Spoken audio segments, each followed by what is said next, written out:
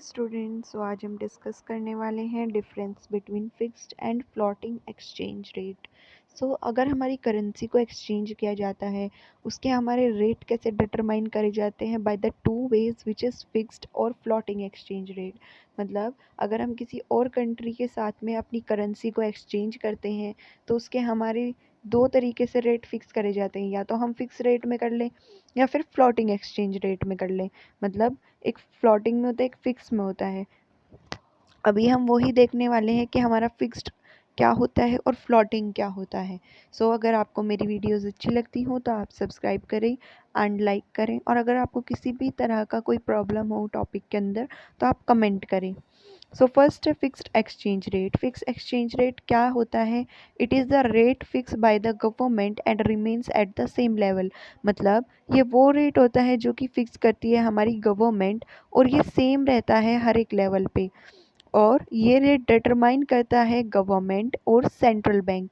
मतलब ये रेट सिर्फ दो ही बंदे डिटरमाइन कर सकते हैं, मतलब बना सकते हैं या फिर लागू कर सकते हैं, जो कि है या तो हमारी गवर्नमेंट ऑफ इंडिया या फिर सेंट्रल बैंक।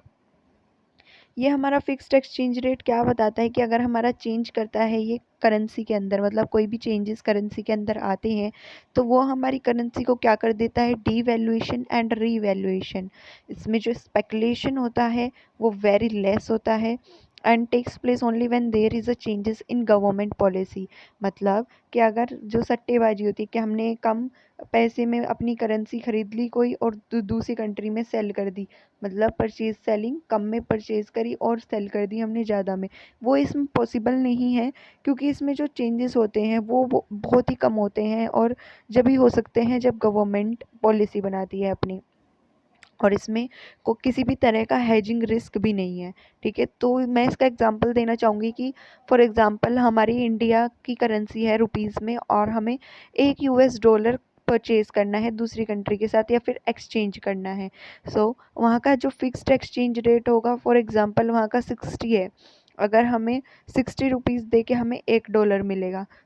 ये होता है फिक्स्ड एक्सचेंज रेट, कि ये इसके लिए एक फिक्स्ड रेट बना दिया गया है कि ये आप कभी भी आओ, लेकिन 60 में ही 60 रुपीज़ आप दोगे जब हम आपको $1 देंगे।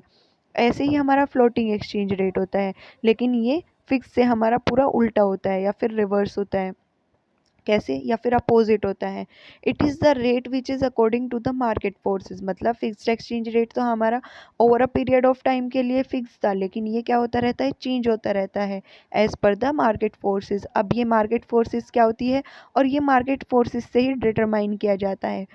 और वो मार्केट फोर्सेस क्या क्या होती है? डिमांड एंड सप्लाई, कि हमारी क्या मार्केट में डिमांड चल रही है, क्या सप्लाई चल रही है, उसके हिसाब से जो हमारे एक्सचेंज होता है करेंसी का, उसका रेट फिक्स किया जाता है।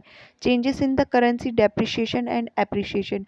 इसकी वजह से करेंसी के अंदर जो भी चेंजेस आते हैं उसको हम बोलते हैं डेप्रिशिएशन एंड एप्रिशिएशन। इसके अंदर जो स्पेकुलेशन होता है, मतलब जो सट्टेबाजी होती है, या फिर हम कम रेट में, जब हमारी डिमांड कम हो, हम अपनी करेंसी को परचेज़ कर देते हैं दूसरी कंट्री से और उसको फिर एक्सचेंज करा देते हैं जब हमारे डिमांड जो है हाई हो जाती है, सॉरी लेस हो जाती है, क्योंकि जब हमें प्रॉफिट मिल जाता है।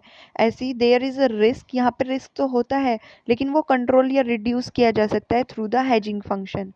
Guys, this is all about the fixed and floating exchange rate, जो कि हमारा इंटरनेशनल मार्केट के अंदर एक्सचेंज में यूज़ किया जाता है। अगर आपको वीडियोज़ अच्छी लगी हो तो प्लीज़ मेरे चैनल को सब्सक्राइब करें, लाइक करें, एंड थैंक यू।